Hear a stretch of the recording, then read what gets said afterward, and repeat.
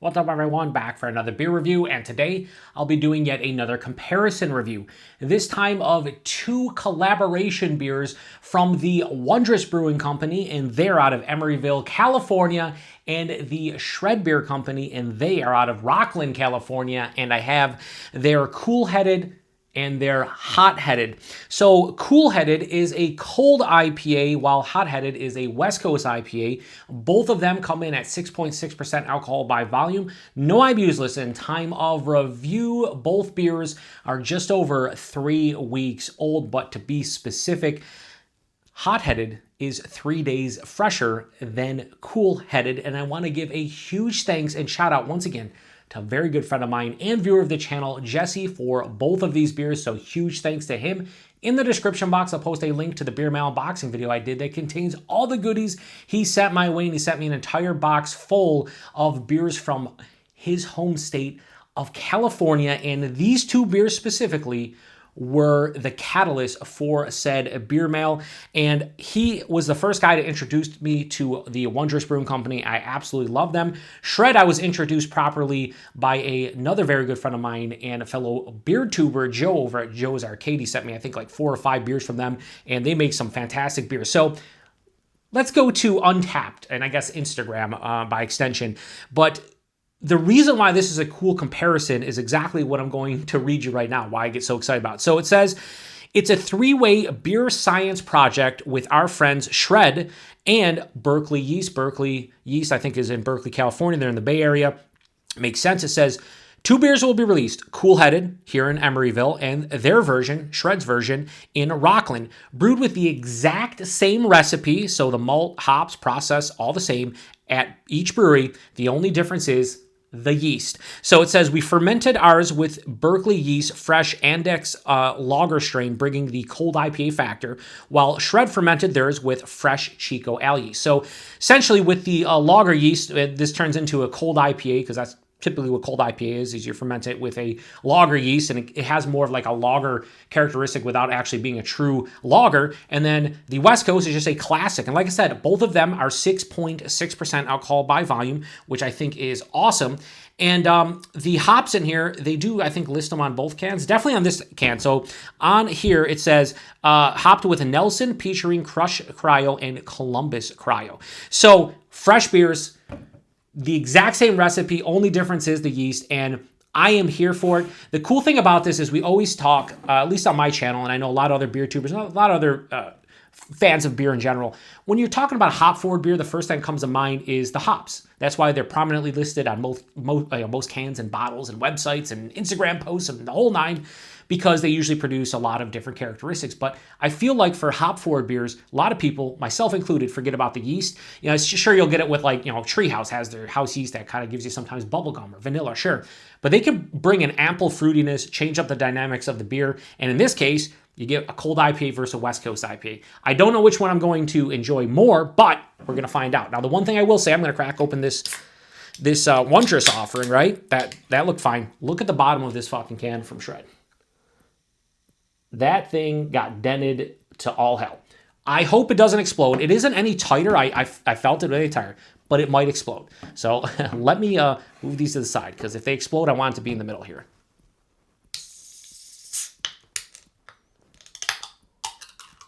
Nope, everything's cool. Just got dented. Great. Damn, I'm going to pour this one first. I don't want to, because this one's on the left, but I got to. Why? It's not going to stay upright.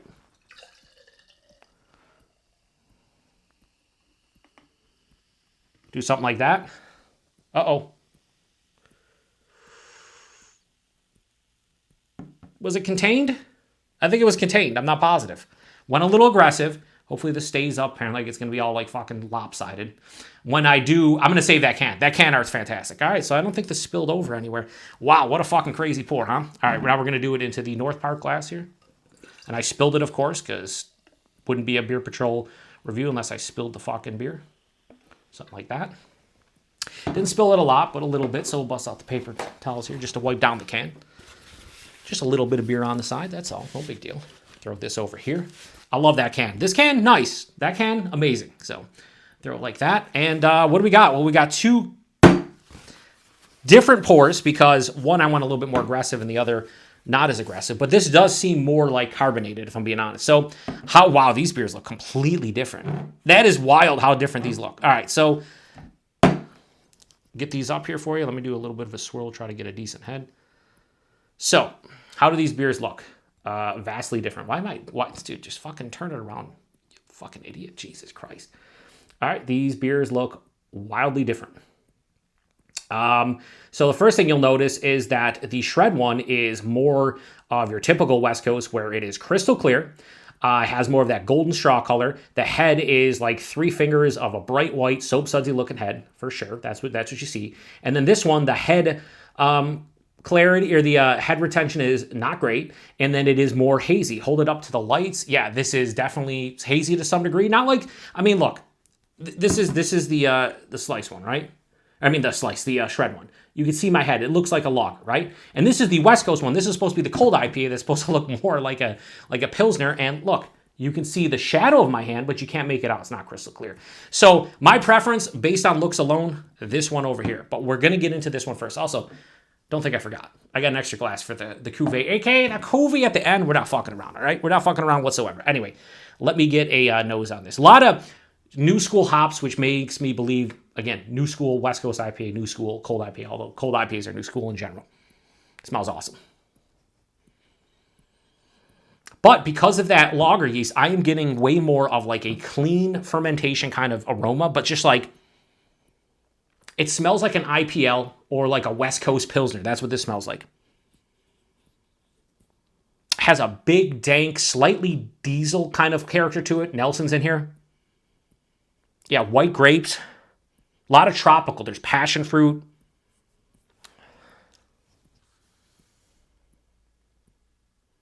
Big stone fruit. Apricot. Nectarines. Maybe peach. Wow, that diesel thing. So the Nelson being the first hop listed, very prominent in the nose. The malt is just a very generic, I'd say like Pilsner malt. Something very simplistic, right? It doesn't have a huge malt character like you would get with old school, like West Coast IPAs. Bready, slightly biscuity. It smells really good. It smells like a good, if I was doing this blind, I would not be honest with you. I think this smells more like a West Coast Pilsner. That's kind of what it smells like to me. I would say like Nelson hopped West Coast Pilsner. Let's get into the Shred one here. Let me pour a little bit more of the Shred in here to get it kind of even here. Kind of like that, right? Cheating? Yeah, cheating on. Hey, look at the beeping. Going by. Good job. Cheers. All right, let's get a nose.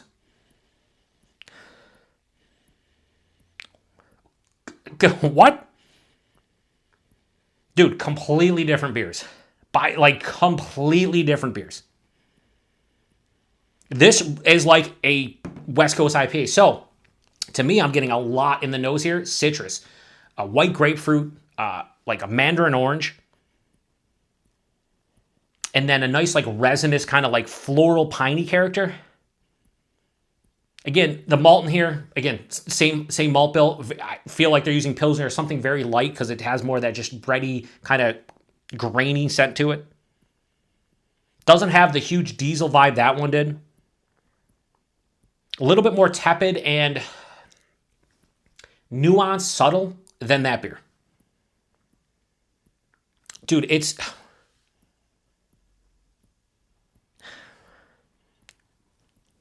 a little bit toasted coconut. Yeah, I don't know where that came from. Dude, this... okay. So, based on the aroma alone, the Wondrous one is my cup of tea. The Nelson Screamin'. It smells more like a West Coast Pilsner, like an IPL. It's more boisterous and bombastic and intense in the nose. This one just smells like a very tepid, subtle, kind of West Coast IPA, kind of classic with a little new school influence. So my preference in the nose is to the Wondrous offering. See if that is true in the taste. So cheers, everybody. Thanks again to Jesse.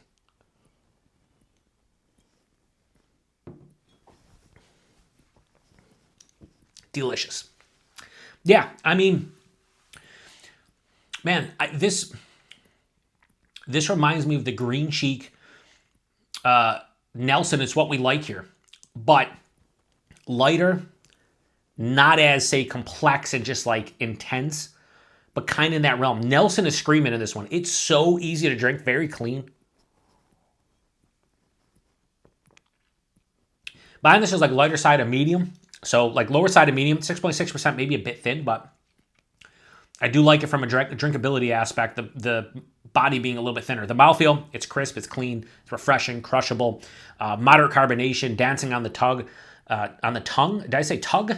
On the tongue. The tongue, not the tug. I don't know what the fuck dancing on the tug would mean. On the tongue.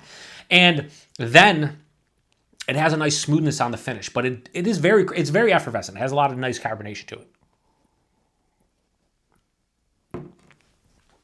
Taste is Nelson personified, front to back, white grapes, passion fruit.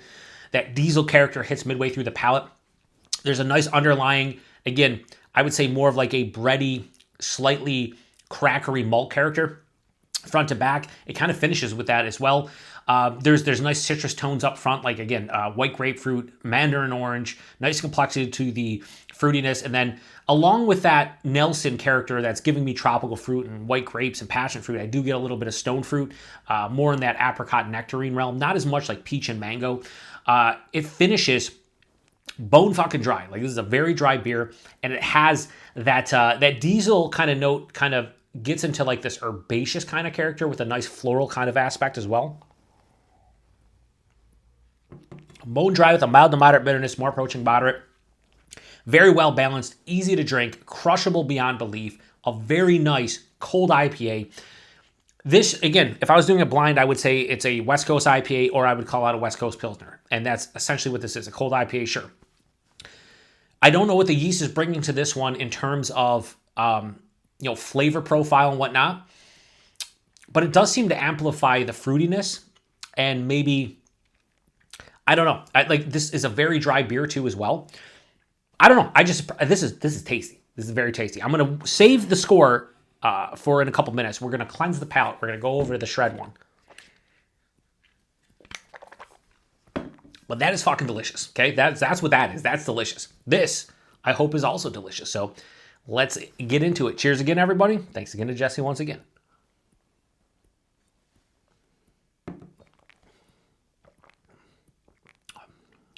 Ooh. Oh. So different. So different. Way better in the taste than in the nose. Initial impressions, still like this one better. This is still no slouch. Wow, the nose is now like a mix of this like fruity floral pine kind of, like it's almost like fruity pebbles in the nose. That's wild. What the fuck? That changed. I take one sip. It's fruity pebbles with a big like resinous kind of floral pine character.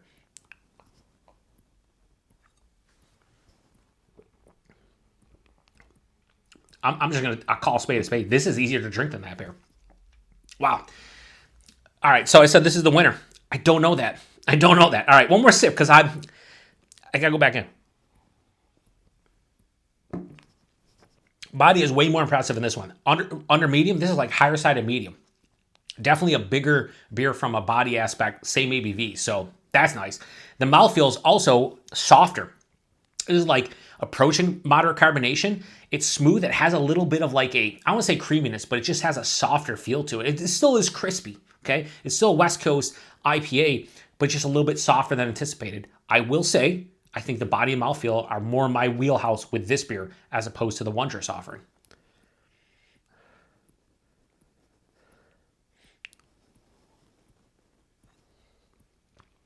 The taste, up front I get like nondescript citrus. You could say orange, lemon, lime, tangerine, grapefruit, whatever. Sure, I believe you. But right with it is this beautiful bready, crackery malt character that, much like this beer, hits me, dives underneath the palate, hits again on the back palate. This is a new school West Coast IPA. The malt character doesn't have that, big, rich, bready caramel vibe that kind of offsets all the hop characters. I mean, I feel like an old school West Coast IPA, the malt character should be definitely a significant portion of the beer, right?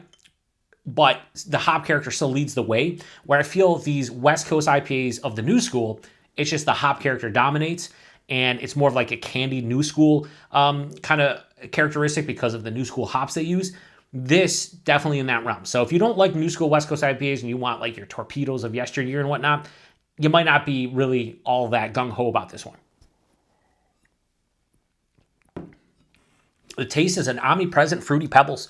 I don't know where that came from, but in the nose, I got it after that first sip, and then I smelled it. I'm like, yeah, it has a fruity palate. It's like a candied, like mixed fruit. Like you could say berries.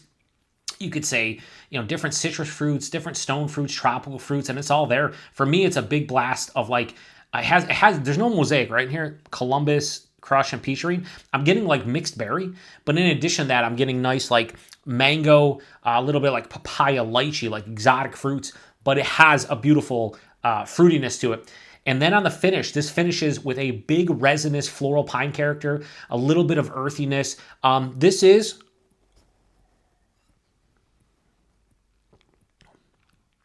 just as dry as this beer, but more bitter. This is firmly moderate bitterness. So the firm moderate bitterness in this one definitely makes it lean more dry and bitter than anything else, despite that fruity pebbles note. However, I shouldn't say however. I'm trying to think.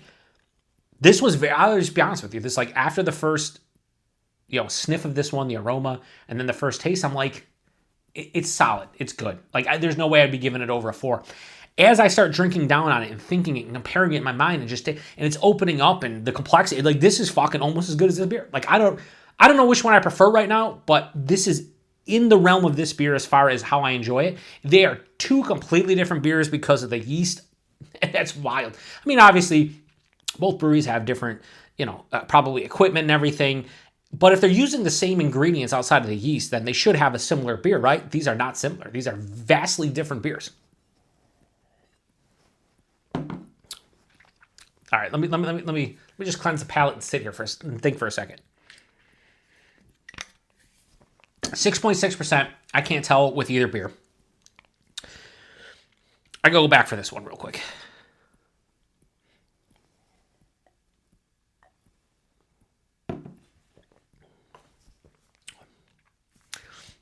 More vibrant. Some might say more harsh. And the Nelson screams in this beer. So if you're somebody who likes Nelson hops and you prefer more like West Coast Pilsners over West Coast IPAs, because that's the vibe I'm getting from this one, this would be your jam. This is more of, all right, I want a West Coast IPA of the new school. That's what I want to drink. Let me just tell you, you can't go wrong with either fucking beer. They're both delicious. So I'm going to give the rating on both beers here because I do feel I am finally able to rate it now in my puny brain. I'm going to give Cool Headed from Wondrous and Shred. I'm going to give this a low 4.5 and go 4.4. That's where this one lands. That's where this one's delicious. And I am super stoked about it. So 4.4 for Cool Headed.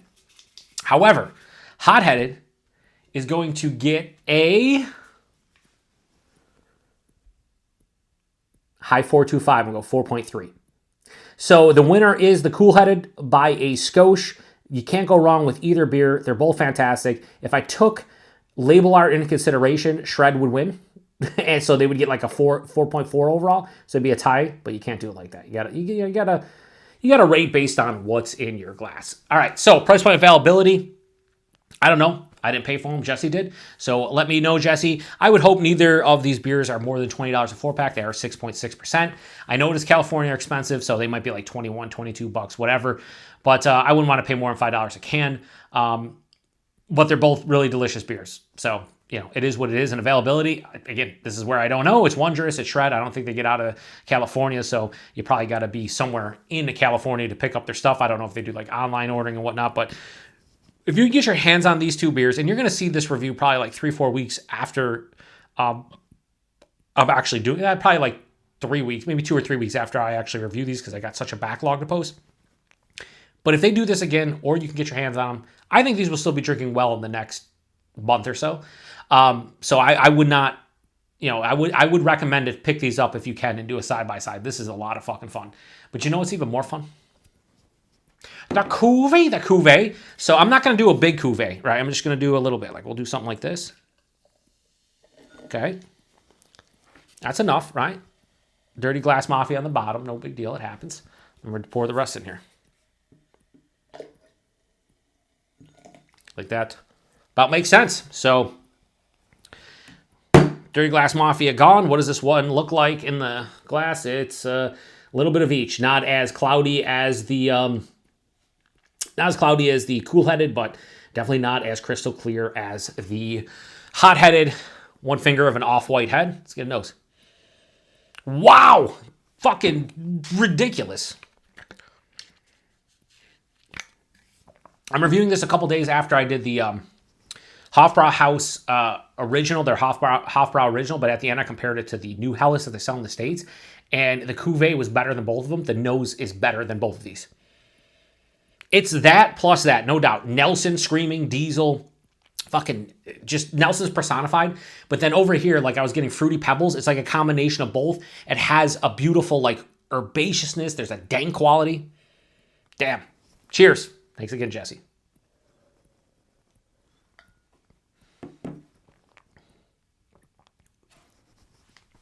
Dude, what's up with the Cuvées? Cuvées can go one or two ways, I typically find. They either are not great or are amazing. And it seems like if they're amazing, you don't care because it overrides both beers, even if both beers are on their own delicious. If it's better than both, fucking sign me up.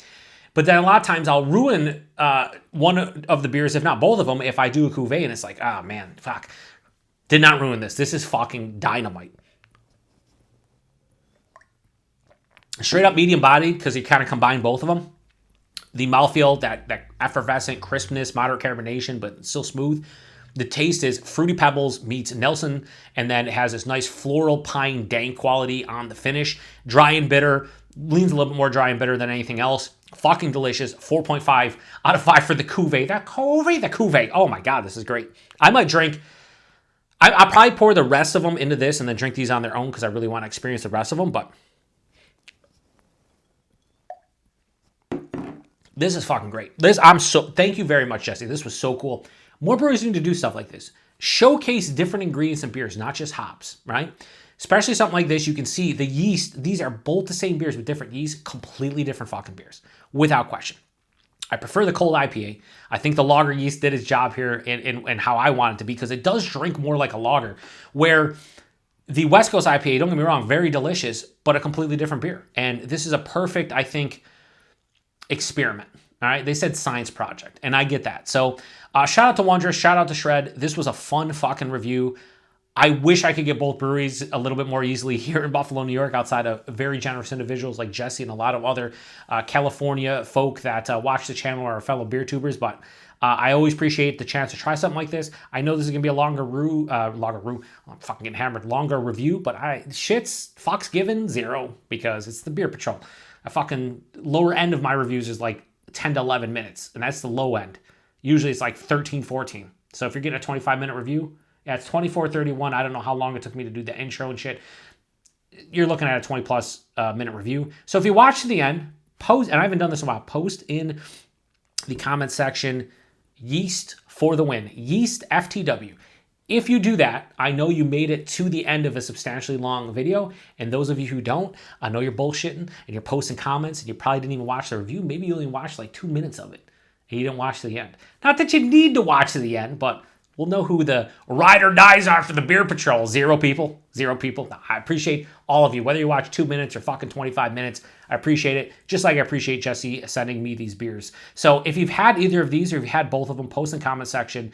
I hope other people have had these. I know Jesse has. I think Jesse really liked the cool-headed. I don't know if you've had the hot-headed. I know he had the cool-headed. I'd be curious to see what his differences are or which one he prefers. But Wondrous wins in this situation by a smidge. But really, the real winner here is me because I get to drink both beers. And then the Cuvée, they get a 4.5 out of 5. So once again, thanks, Jesse. Thanks to everybody stopping by for another beer review here on the Beer Patrol. Like I said, 6.6%. You can't tell on either beer, let alone the Cuvée. So to the next one. Cheers.